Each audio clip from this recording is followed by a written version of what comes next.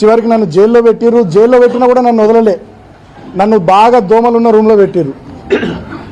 నాకు మంచినీళ్ళు చక్కగా ఇయ్యలే, భోజనం చక్కగా ఇయ్యలే. నాకు రెండు రోజుల పాటు గొంతు నొప్పి వస్తే ఇప్పటికి కూడా నా త్రోట్ ఇంకా సెట్ కాలే. నాకు చక్కగా ట్యాబ్లెట్లు ఇయ్యలే. కొంచెం ఫీవరిష్గా ఉంది అంటే వచ్చి చూసే పరిస్థితి లేదు. ట్యాబ్లెట్లు ఇవ్వరు, డాక్టర్లు వచ్చి చూడరు. మొత్తం దోమలు. మేము 7-8 మంది ఆ రూమ్లు ఉంటే 100-150 దోమలు. అంటే కావాలని చెప్పి మాకు రిస్ట్రిక్షన్స్, నువ్వు గిన్నెనే తిరగాలి, ఇగో గిదే బ్యారకు, బయటకు పోవద్దు, న్యూస్ పేపర్లు ఇయ్యరు, పుస్తకాలు తెప్పించుకుంటామంటే దానికి కోర్టు నుంచి పర్మిషన్ కావాలంటారు. చలి బాగా పెడుతుంది, ఇబ్బంది అవుతుంది అంటే దుప్పట్లు ఇయ్యరు.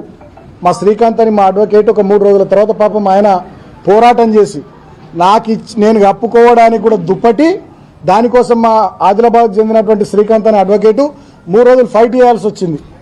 3 రోజుల ఫైట్ తర్వాత నాకు దుప్పటి వచ్చింది లోపలికి. అంటే ఇంత దుర్మార్గంగా, ఇంత పైశాచికంగా వీళ్ళు వ్యవహరించారు ప్రభుత్వ పెద్దలు.